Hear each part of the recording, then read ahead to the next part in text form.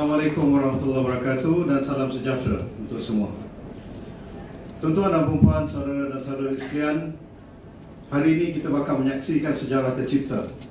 Sejarah yang akan merintis kepada politik baru, politik bertamadun dan politik yang lebih demokratik di bumi Malaysia kita. Bersama kita, dua tokoh politik muda yang kita jangkakan akan mencetuskan satu tsunami di dalam budaya politik kita dengan merintis debat pada malam ini. Sebagai permulaannya, kita akan membicarakan isu PTPTN dan hala tuju pendidikan tinggi negara. Para penonton dan hadirin sekalian, debat merupakan salah satu daripada wacana untuk mendidik rakyat. Rakyat yang bertamadun memerlukan maklumat yang adil dan saksama untuk mereka membuat keputusan. Demokrasi bukanlah hanya sekadar membuang undi ke dalam kotak undi untuk memilih siapa yang memerintah, tetapi lebih daripada itu, kebebasan maklumat, ketelusan maklumat dan maklumat yang adil dan saksama untuk diberikan kepada rakyat agar mereka membuat pilihan yang tepat, itu lebih diperlukan. Tuan-tuan dan puan-puan sekalian, insya-Allah pada malam ini kita akan mendengarkan siri debat yang dianjurkan oleh Sinar Harian yang disokong oleh Astro Awani dan juga Bernama 24. Debat ini mungkin tidak seperti debat yang kita biasa lihat. KJ dan Rafizi pernah terlibat di dalam debat di London dan juga KJ pernah terlibat dengan debat bersama Ambiga, tetapi format pada kali ini agak berbeza. Sinar Harian mempunyai gayanya yang tersendiri. Jadi debat ini mempunyai 3 segmen ataupun 3 round yang akan diputuskan oleh commercial break ataupun laluan kepada iklan. Dan untuk setiap segmen itu ada pelbagai dia punya atau caranya. Dan untuk segmen yang pertama ataupun round yang pertama, kita akan berikan 7 minit yang pertama kepada Rafizi untuk membentangkan apa saja idea beliau mewakili partinya dan juga Pakatan Rakyat mengenai PTPTN dan masa depan politik, masa depan isu pendidikan tinggi negara, dan kemudian diikuti oleh Khairi selama 7 minit, dan round kedua Rafizi akan membalas hujah YB Khairi dan selama 5 minit, dan YB Khairi akan mematahkan hujah saudara Rafizi selama 5 minit juga. Jadi masing-masing akan mendapat 7 minit, 7 minit, 5 minit, 5 minit. Jadi saya kira tanpa melengahkan waktu, saya ingin memberikan laluan kepada saudara Rafizi untuk memulakan penghujaan beliau. Silakan saudara.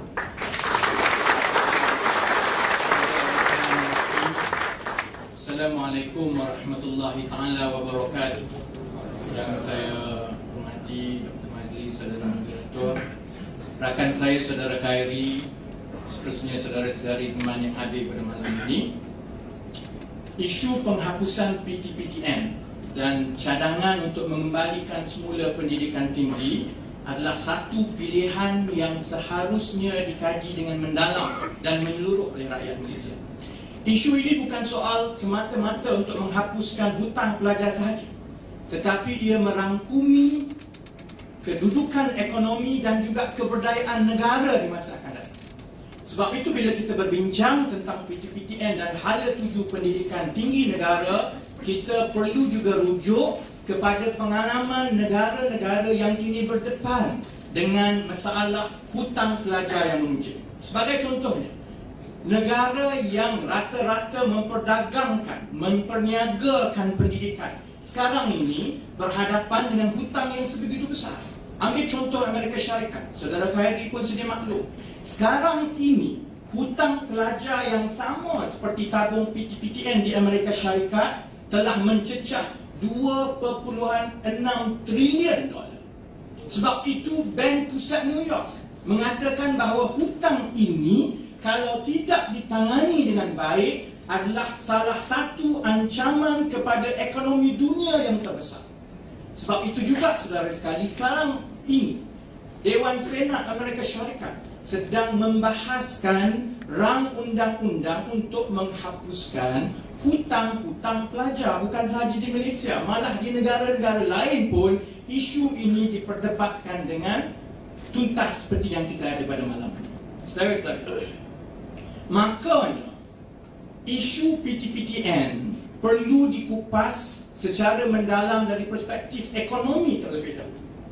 Kerana kita tahu pada kadar 10% sahaja kutipannya daripada tahun 1997 sampai 2010, daripada 26 bilion yang telah diagihkan, hanya 2 bilion yang berjaya dikutip semula. Pada kadar kutipan 10% ini, saudari-saudari, dalam satu jangka masa akan datang, mungkin 5 tahun, mungkin 10 tahun, hutang ini akan terpaksa ditanggung oleh kerajaan dan rakyat juga. Dan hujah ekonomi ini berkait rapat dengan hujah sosial dan hujah moral. Kenapa contohnya siswazah kita, graduan yang bekerja, agak liat atau tidak mampu untuk membayar? Kerana keadaan ekonomi negara, keadaan ekonomi dunia, dengan gaji yang tidak meningkat, dengan kos sara hidup yang naik mencanak, maka mereka sudah tentu tidak mampu untuk menanggung hutang ini. Sebab itu kita tengok, tidak kira apa tindakan yang diambil oleh PTPTN, kadar kutipannya tak pernah melangkau 10%, saudara-saudara. Dan saya nak petik kata-kata dan ulasan yang dibuat oleh Paul Krugman. Dr. Mahathir sendiri sangat sukakan ulasan yang dibuat oleh Paul Krugman, seorang tokoh ekonomi yang terkenal daripada New York.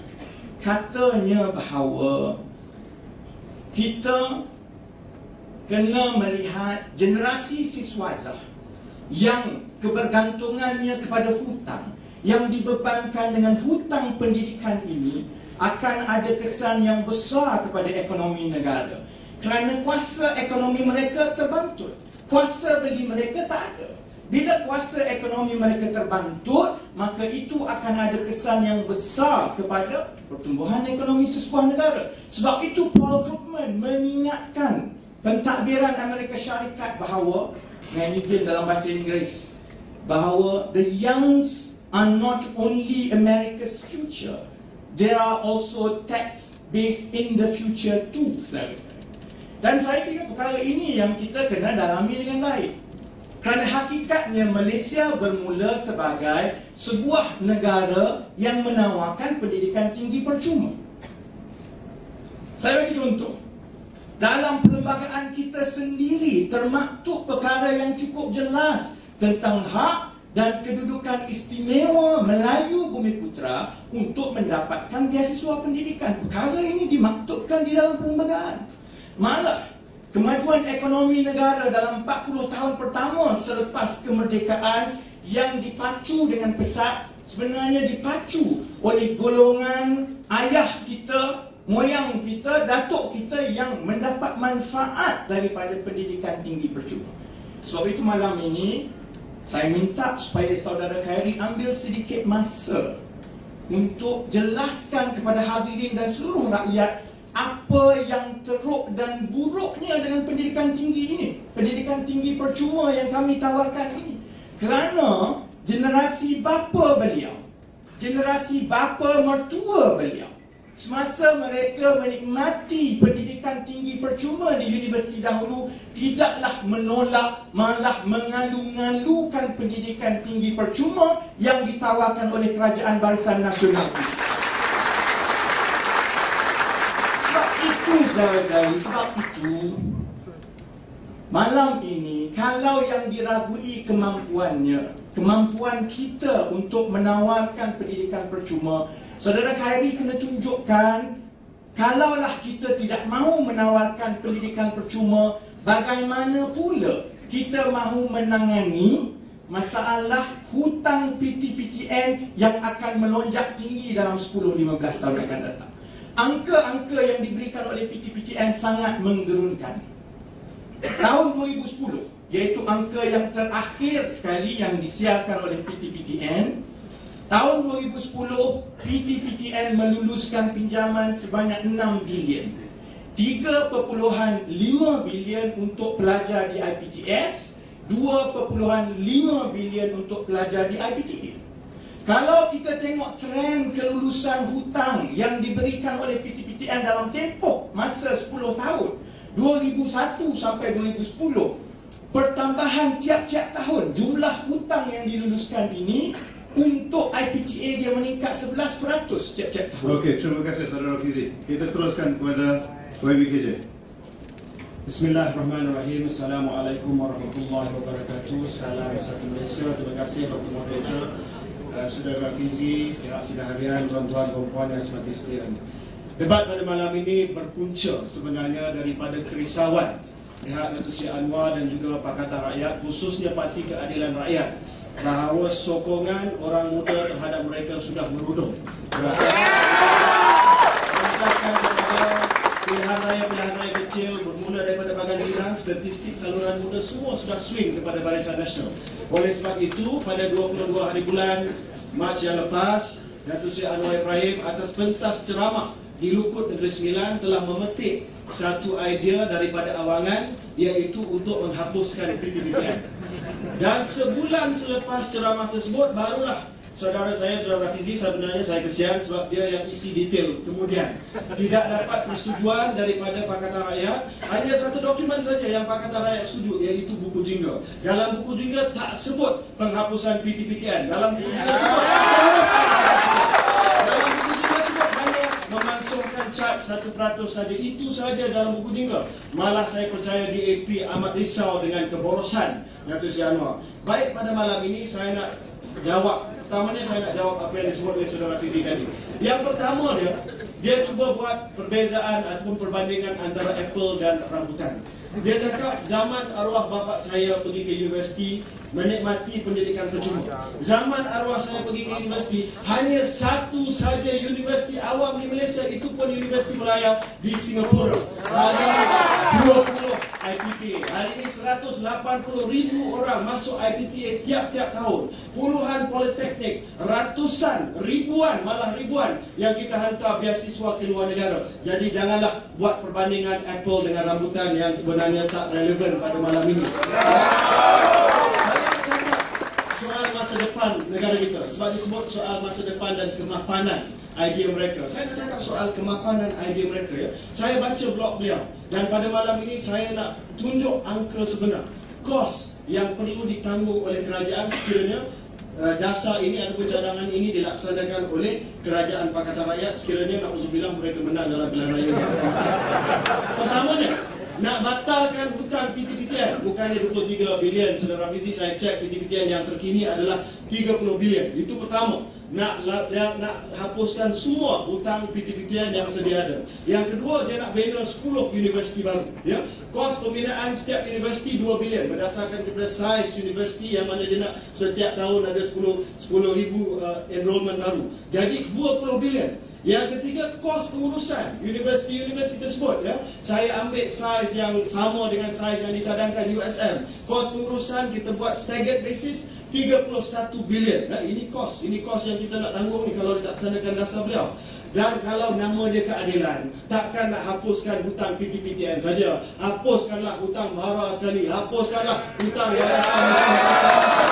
MARA punya hutang 2006-2012 adalah 4.7 bilion. Itu tak termasuk hutang zaman saya, 90-an, 80-an dan sebagainya. Yuran yang dibayar oleh pelajar-pelajar yang tidak disubsidikan 20%. Kita kena belanja berapa? 6.4 bilion ringgit menampung yuran yang dibayar oleh pelajar-pelajar IPTA, sama ada melalui PTPTN ataupun melalui sumber mereka sendiri. Itu 6.4 bilion ringgit untuk 10 tahun. Yang ini yang paling istimewa. Saudara Fizi kata dalam cadangan dia nak bagi subsidi yuran kepada IPTS yang sepadan dengan yuran yang purata bagi kursus yang sama dekat IPTA. Maksudnya dia nak bagi subsidi juga kepada mereka yang ada di IPTS. Yang itu untuk 1.4 juta pelajar IPTS nak disubsidikan yuran mereka supaya sama dengan yuran di IPTA, akan menelan perbelanjaan sebanyak 60 bilion ringgit. Sara hidup dia nak bagi percuma, bukan pinjaman. Dia nak bagi sara hidup kepada semua yang layak. Saya kira-kira 25 bilion ringgit. Tuan-tuan dan puan, tambah pula kalau kita nak membiayai ini, perlu terbitkan hutang, bond kerajaan seperti mana yang dicadangkan oleh Saudara Fizi. Kita ambil kadar bunga 3.7%. Dalam 10 tahun kita kena bayar kos pembiayaan 6 bilion ringgit. Jumlah total, grand total yang dicadangkan oleh Pakatan Rakyat, bukan Pakatan Rakyat, Parti Keadilan Rakyat adalah kecing 185 bilion ringgit Malaysia. Bahagikan kepada 10, 18 bilion ringgit Malaysia. Kita tak boleh baca satu saja. Kita kena baca janji ini dengan janji-janji yang lain dalam buku jingga. Sebab ini soal kemapanan ataupun sustainability masa depan kerajaan kita. Contoh, nak hapuskan tol antara 30 hingga 50 bilion ringgit Malaysia nak beli semua konsesioner. Penyelenggaraan tol 2 bilion setiap tahun. Wi-Fi percuma 1.2 bilion setiap tahun. Untuk membatalkan konsesi air di Selangor saja 15 bilion ringgit Malaysia. Nak meningkatkan royalti minyak 20% untuk Sabah, Sarawak, Terengganu dan Kelantan 12.5 bilion ringgit. Dan untuk menjamin pendapatan minimum RM4,000. RM4,000 sebulan untuk setiap keluarga yang ada di Malaysia. Worst case scenario, 90 bilion ringgit Malaysia. Tuan-tuan dan puan, itu saja 170 bilion ringgit. Campur dengan 18 bilion ringgit cadangan hapuskan PTPTN dengan pendidikan percuma ini, jumlah dia 188 bilion ringgit Malaysia satu tahun. Belanjawan kita tahun ni berapa tuan-tuan dan puan? 233 bilion ringgit Malaysia. Tolak 188 bilion, semua janji bulan dan bintang Pakatan Rakyat ini, tinggal 45 bilion ringgit Malaysia. Nak bayar gaji kaki tangan awam tuan-tuan dan puan, 52 bilion ringgit Malaysia. Nak bayar gaji pun tak mampu. Negara kita akan menjadi negara yang muflis. Tak percaya negara boleh menjadi negara yang muflis? Tak percaya negara boleh jadi negara yang bankrupt? Tengok negara Greece di Eropah, negara yang sudah muflis. Dan untuk pengetahuan saudara Rafizi, negara Greece juga antara sebilangan kecil negara yang bagi pendidikan tinggi secara percuma. Terima kasih.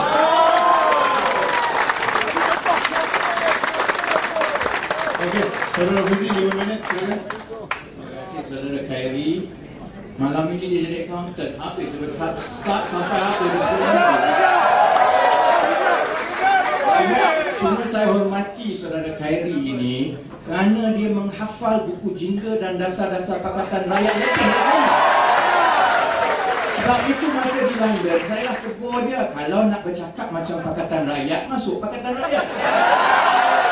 Saya sekali yang accountantnya saya, bukan saudara Khairi.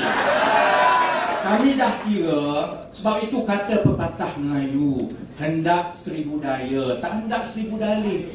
Barisan Nasional bila dia tak nak bagi pendidikan percuma, kira pun dia buat salah.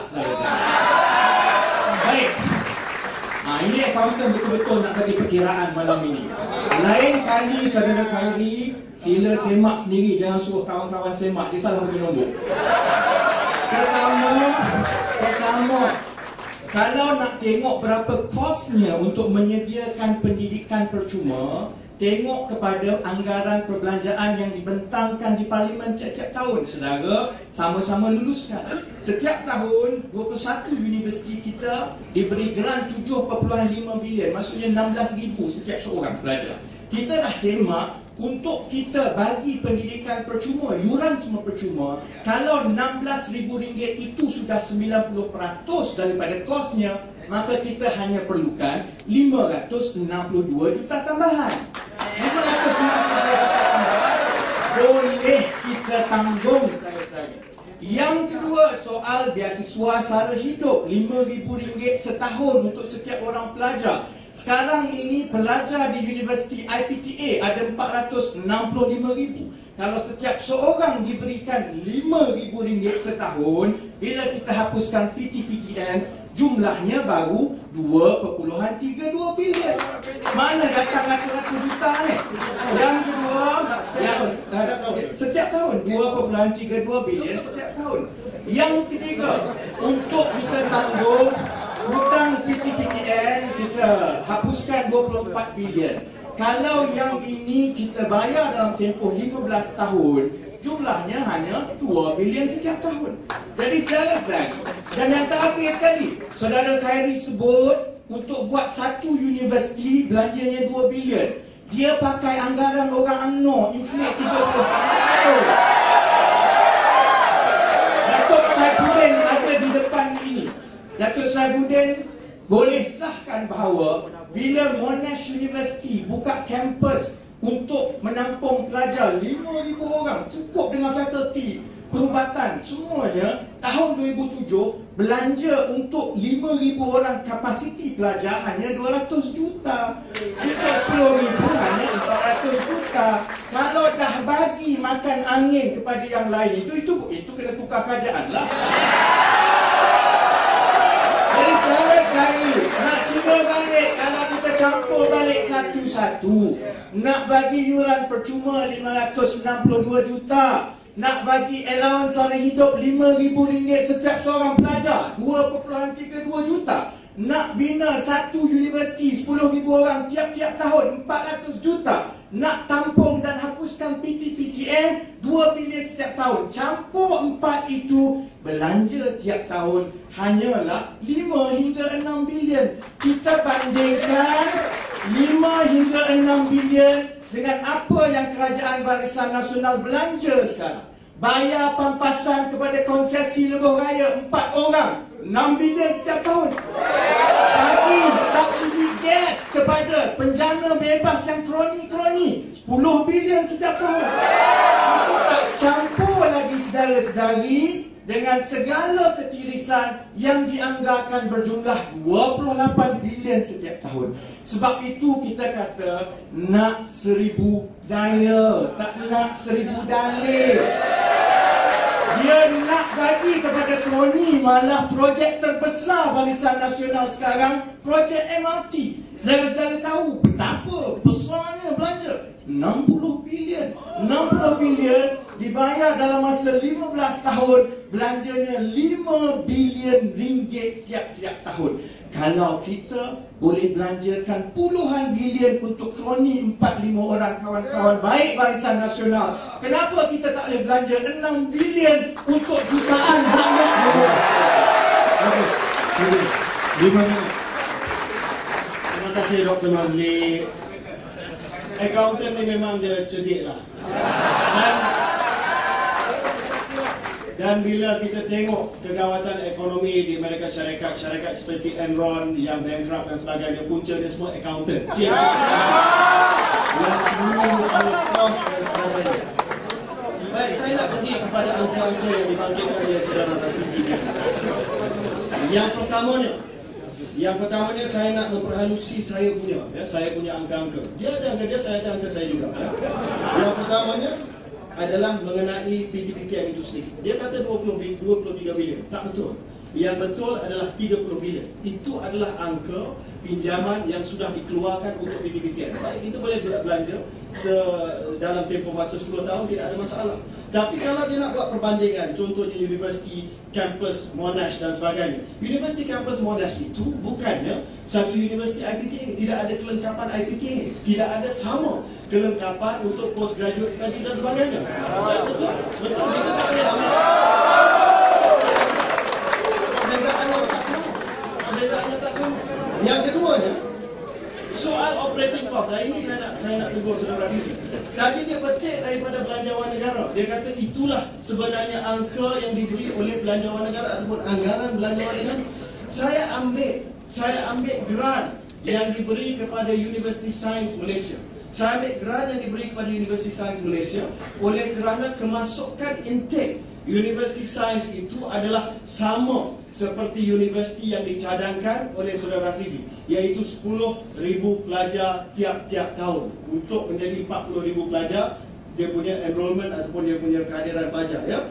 Dan kalau kita ambil USM sebagai comparison, sebagai perbandingan, OPEX untuk USM iaitu perbelanjaan pengurusan untuk USM saja yang dia dapat daripada Kerajaan Persekutuan pada tahun 2011 adalah 746 juta ringgit Malaysia. Pada tahun 2012 adalah 568 juta ringgit Malaysia. Kita ambil average, kita ambil purata daripada itu, jadilah untuk 10 universiti untuk tempoh masa 10 tahun 31 bilion ringgit Malaysia. Ini yang saya ada kat sini, ya. Yang lagi satu yang saudara Rafizi tak sebut adalah nak menampung yuran IPTS. Dalam dia punya cadangan disebut dengan jelas bahawa nak bagi yuran subsidi kepada IPTS supaya sama dengan yuran yang diberi untuk kursus yang sama dekat dengan IPTA. Jadi saya kira untuk 1.4 juta pelajar IPTS, 1.5% ambil perubatan,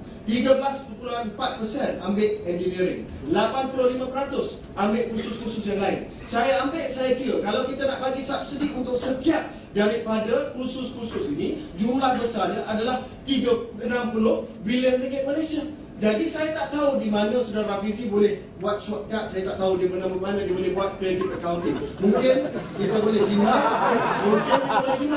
dari segi pembinaan universiti. Itu pun sedikit saja tuan-tuan dan puan. Tetapi akhirnya, poin saya, apa yang disebut sebagai unjuran daripada Saudara Rafizi, iaitu 5 bilion ringgit saja, tidak betul. Unjuran saya, mungkin dia tak akan setuju, 18 bilion ringgit Malaysia. Saya akan naikkan semua angka-angka ini dalam blog selepas ini, saudara-saudara boleh nilai. Dan inilah sebenarnya kesan yang akan memberi kesan kepada kewangan negara kita sekiranya polisi beliau dilaksanakan. Satu lagi yang saya nak sebut, iaitu dia sebut bahawa kita akan mengalami kerugian sebanyak 6 bilion konsesi kalau kita bayar pampasan kepada konsesi. Hari ini kita tak bayar lagi pampasan kepada PLAS sebab kerajaan sudah mengambil alih PLAS. Jadi itu tak betul. Tak betul bahawa PLAS dibayar. Yang lebih buruk lagi tuan-tuan, kalau ikut cadangan beliau bahawa semua konsesi negara akan diambil alih oleh ETF dan juga khazanah. Dia tak kira kos penyelenggaraan. Dia lupa bahawa kos penyelenggaraan jalan-jalan raya pada hari ini yang ditanggung oleh tol akan mencecah 2 bilion ringgit Malaysia. Itu pengeluaran daripada mereka. Jadi mereka cakap memang sedap, indah khabar dari rupa. Apa yang mereka cakap memang betul, Tetapi kalau kita teliti kalau kita tengok secara detail, secara teliti, sebenarnya saya percaya dan saya yakin apa yang dicadangkan oleh Pakatan Rakyat bukan hanya cadangan ini, tetapi juga cadangan buku jika yang lain akan dan boleh memufliskan negara kita dalam masa yang terdekat. Okey, terima kasih. Okey, nampak saya boleh berparti kepada kedua-dua debater ni, dia boleh menepati waktu dan agak panas. Okey, tapi insyaAllah Alhamdulillah berakhir sudah pusingan pertama kita. Dan kita akan berhenti sebentar untuk memberi laluan kepada iklan dan 2 minit waktunya. Dan jangan ke mana-mana. Bagi yang berada dalam dewan dan berada di rumah, jangan ke mana-mana, kita akan bertemu kembali selepas ini.